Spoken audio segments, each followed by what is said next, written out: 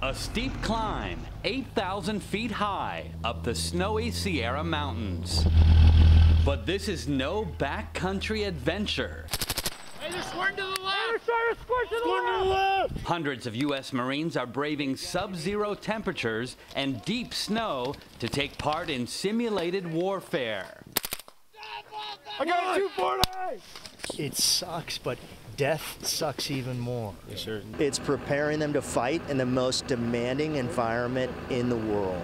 Face the tree line. It's part of the U.S. military's pivot from fighting almost exclusively in the deserts of the Middle East over the past decade to preparing for climates in other potential conflict zones, including the extreme cold of North Korea and Russia.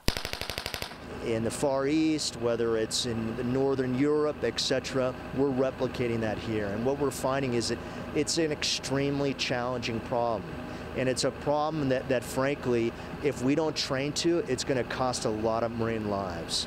I keep losing it. The Associated Press got exclusive access to the U.S. Marines Mountain Warfare Training Center, where combat boots are worthless without snowshoes or cross-country skis. That's okay.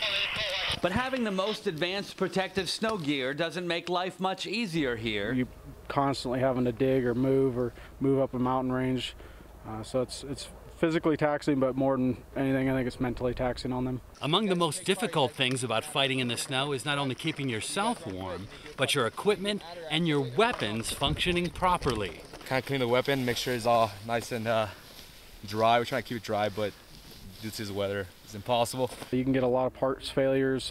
Things get really brittle in the cold. They like to break. One of the biggest ones that we see is, getting ice in your chamber and not able to actually get the gun into battery. So things that you have to be very cognizant of.